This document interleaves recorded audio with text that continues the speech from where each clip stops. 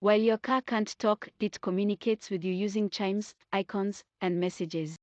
One icon that you should never ignore is the orange, engine-shaped one that is usually found in the instrument cluster. It turns on when the car's onboard computer detects a problem. Don't panic if you see it, it doesn't necessarily mean you'll need to give your next paycheck to the nearest mechanic. Problems that trigger a check engine light are sometimes basic and quick to fix. Don't ignore it either, and get it checked out as quickly as possible. Here are the 10 most common problems that can trigger a check engine light. Keep in mind that the fault code that caused the light to turn on in the first place is stored in your car's onboard computer, and you can retrieve it using a simple Bluetooth-powered device linked to an app to get a precise idea of what exactly is wrong under the hood. Doing this on your own will save you money in the long run. The oxygen sensor measures the amount of unburnt oxygen in a car's exhaust system. It sends data to the vehicle's computer, which uses it to regulate the mixture of air and fuel that enters the cylinders. An engine will keep running even if an O2 sensor needs to be replaced, but it will burn more fuel than usual. In the long run, a bad O2 sensor can damage components like spark plugs and the catalytic converter. It may also cause a car to fail an emissions test. On average, a quality O2 sensor will set you back about $175, but the cost of labor will vary greatly depending on the vehicle's make and model, as well as your geographical location. Finally, keep in mind that most late-model cars have more than one O2 sensor. A loose fuel cap is one of the most common reasons why the check engine light turns on. The cap is a crucial part of a car's fuel delivery system. It notably prevents gasoline fumes from leaving the fuel tank, and it helps keep the whole system under the correct pressure. If your check engine light turns on immediately after a fill-up, pull over and make sure the cap isn't loose or still on your car's roof. Sometimes the cap needs to be replaced, but it's not a problem that's going to hit your wallet hard. Most auto parts stores carry universal fit gas caps that cost somewhere in the vicinity of $15. The catalytic converter is integrated into a vehicle's exhaust system. It turns the carbon monoxide generated during the combustion process into carbon dioxide. It's a fairly simple part, and its failure can often be prevented. That's good news because a new one costs between $200 and $600 depending on the make and model. Every late-model car that runs on gasoline has a catalytic converter. Performing regular maintenance on time is key to keeping your car's catalytic converter in working order. If you live in the city and mostly drive short distances, take your car on the highway every now and then to ensure the catalytic converter doesn't get clogged. And as always, keep your eyes and ears open for unusual sounds or discolored smoke coming from the exhaust. Put simply, an ignition coil generates the electricity the spark plugs need to ignite the fuel and air mixture in the cylinders. Classic cars have a single coil, but many modern vehicles use one coil per cylinder. If your ride has a V8 under the hood, you could have 8 separate coils. The monstrous Bugatti Chiron has 16. No matter how many you have though, a malfunctioning coil will almost certainly trigger the check engine light, but remember, if your car burns diesel, you have neither ignition coils nor spark plug. Speaking of spark plugs, worn or fouled plugs can cause a variety of issues including an engine misfire and hesitation under heavy acceleration. A worn coil can exhibit the same symptoms, and it can cause the car to shut off unexpectedly. A quality spark plug costs between $10 and $20, while a coil is generally in the $50 range. Changing your own spark plugs is also easier than it sounds. As its name implies, the spark plug wire transfers electricity from the coil to the spark plug. Without it, the fuel and air mixture in the cylinders wouldn't ignite. The vast majority of cars use a single wire per cylinder, but there are models, notably some older Mercedes-Benzes, with 2 spark plugs per cylinder and, consequently, 2 wires. Keep in mind that most newer cars do not use spark plug wires, however. Symptoms of bad spark plug wires include a rough idle, a noticeable drop in engine performance, and lower gas mileage. Expect to spend about $50 on a set of plug wires. Swapping them out is easy, it takes a few minutes and requires no special tools or knowledge.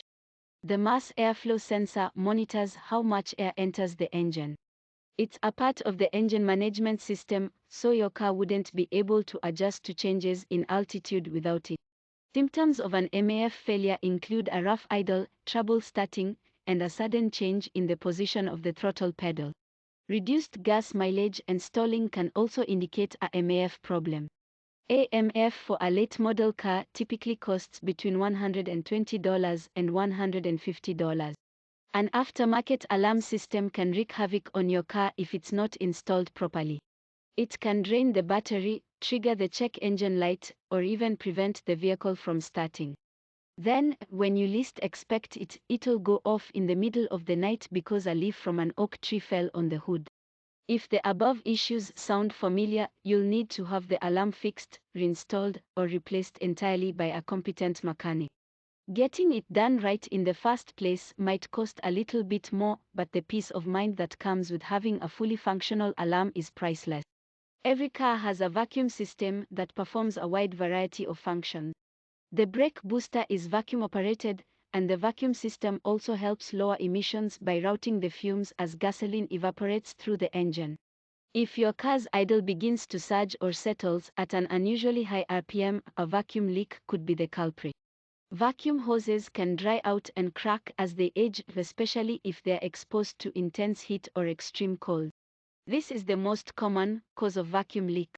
Other common issues include cracked fittings and loose connections. Vacuum lines cost just a few bucks each, but tracing the source of the leak can be time-consuming and expensive if you're not performing the work yourself.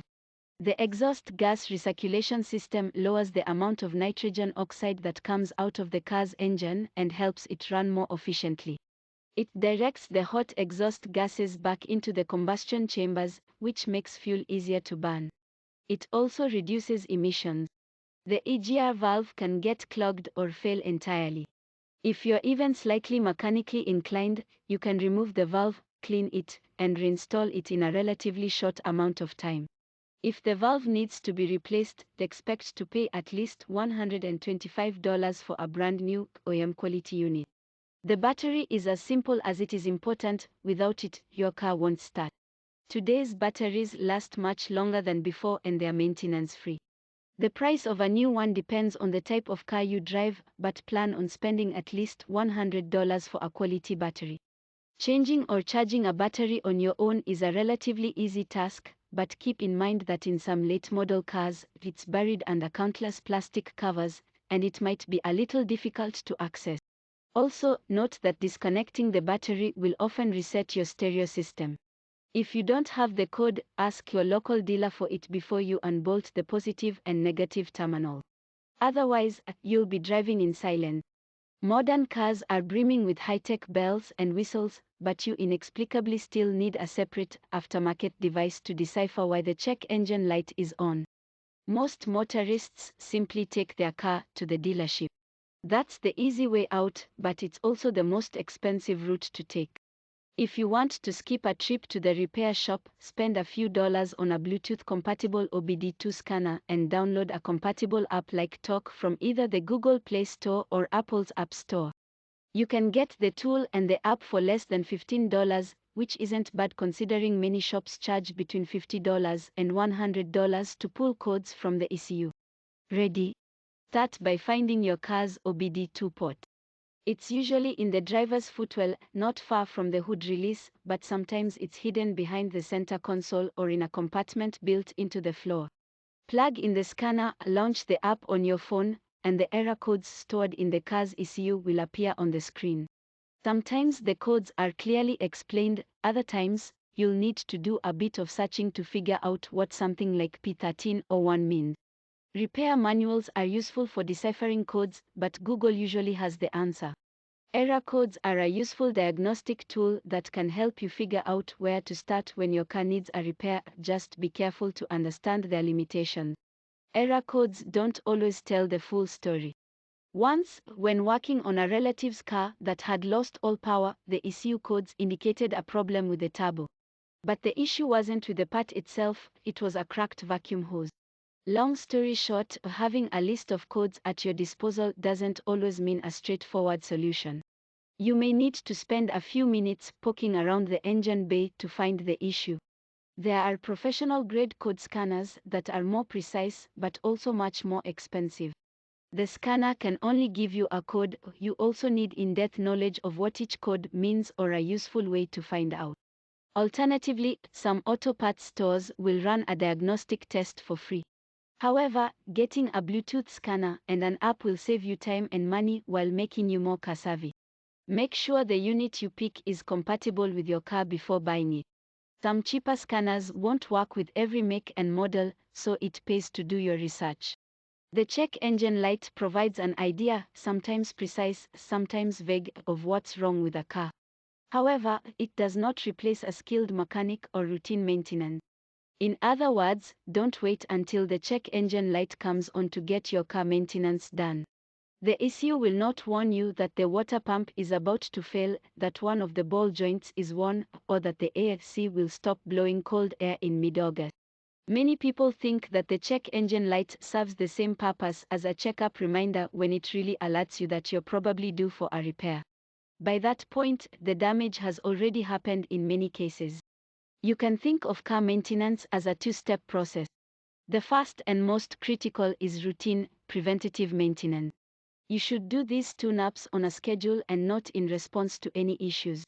The second is timely diagnostic maintenance, which is responsive to changes like new sounds, smells, or feelings as you drive. You also want to be familiar with your car's basic needs, like how often to change the oil and coolant or replace brake pads. A little research into your specific vehicle and basic mechanics can save you time and money in the long run. If you're consistent with a regular maintenance routine, you may never see that little orange engine light pop on at all.